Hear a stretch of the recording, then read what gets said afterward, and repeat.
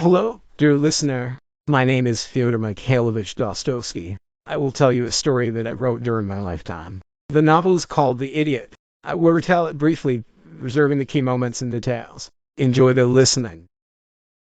Corrupt world prince Lev Nikolaevich Mishkin returns to Russia after years in a Swiss sanatorium where he was treated for epilepsy. Aboard the train to St. Petersburg, this gentle, fair-haired man with childlike blue eyes meets the passionate merchant's son Parfen Rogozhin, who speaks obsessively about a beautiful woman named Nastasia Filipovna. This chance encounter sets the stage for the tragedy to come.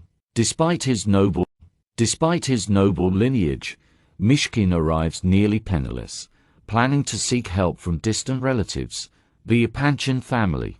His otherworldly innocence immediately marks him as different. He speaks with disarming honesty, shows profound empathy for others' suffering, and lacks the social artifice that oils the wheels of Russian high society. Yet this idiot, as others called him, possesses a spiritual clarity that both attracts and disturbs those he meets. Through Mishkin's eyes, we see a society consumed by materialism, vanity, and moral hypocrisy, a world where genuine goodness becomes a liability rather than a virtue. What happens when perfect innocence confronts a world that can neither accept nor understand it? The Epanchins and a fateful portrait of the Epanchin household. Mishkin's guileless manner wins over the skeptical General Epanchin, who offers him a position and lodging with the Ivolgin family. The general's wife from the Mishkin lineage oversees their three daughters, Alexandra, Adelaida, and Agloya, the family's treasure. When shown a portrait of the beautiful Nastasia Filipovna, the woman Rogozhin mentioned, Mishkin immediately perceives the torment behind her beauty. Asked if he would marry her, he declines due to his illness. About Rogozhin's intentions, he prophetically declares that Rogozhin would marry her tomorrow and murder her, in a weak words that make Gonya Ivolgin, who hopes to marry Nastasia himself, shudder violently.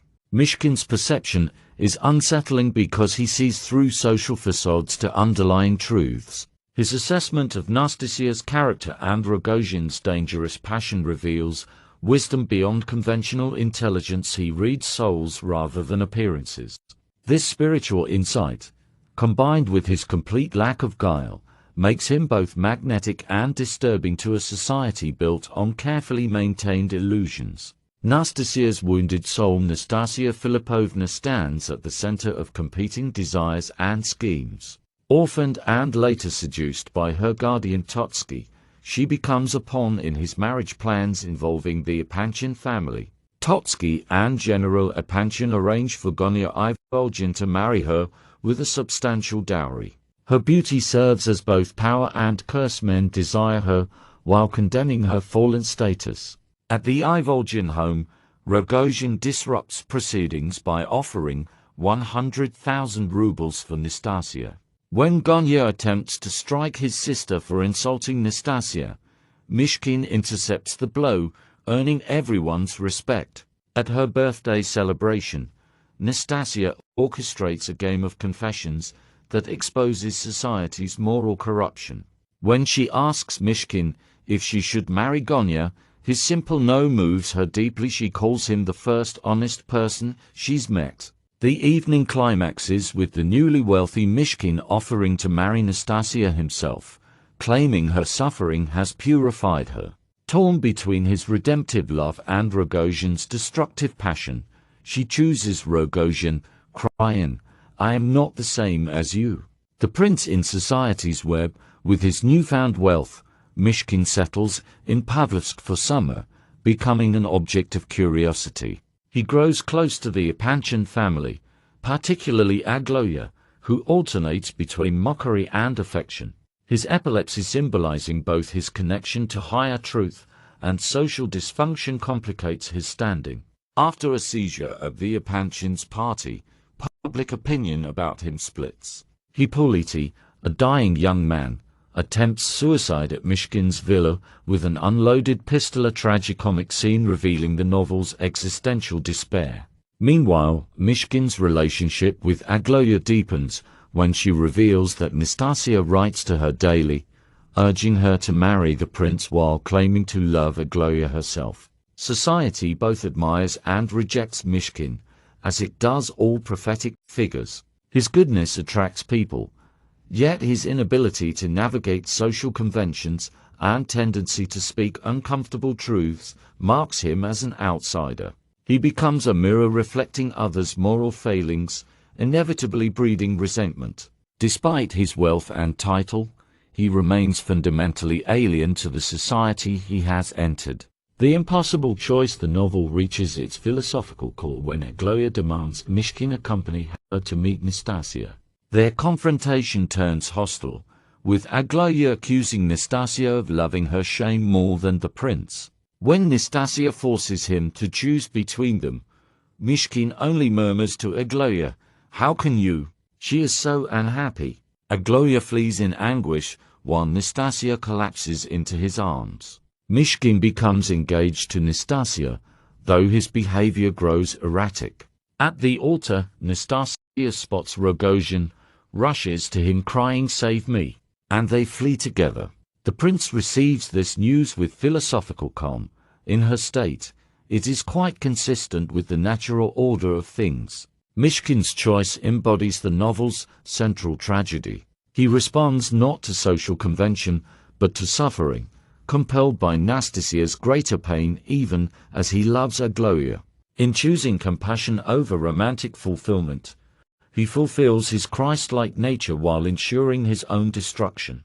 Nastasia's flight reveals her inability to accept redemption. She chooses destruction because she cannot believe herself worthy of happiness. The final descent. The prince travels to St. Petersburg, seeking Nastasia at Rogozhin's house. After evasive encounters, they finally meet, with Rogozhin instructing him to walk on the opposite side of the street. Inside, Rogozhin reveals Nastasia lies dead behind a curtain, murdered by his hand. The knife only went in a couple of inches with barely any blood. They make beds beside the curtain, agreeing to keep her close and tell no one. Throughout the night, Rogozhin occasionally bursts into inappropriate laughter, recalling moments with Nastasia. By morning, the prince lies with his face against Rogozhin's, tears flowing, stroking his hair in comfort. When people eventually break in, they find Rogozhin unconscious, with fever, and the prince unresponsive, return to his idiot state. This scene fulfills the novel's tragic trajectory.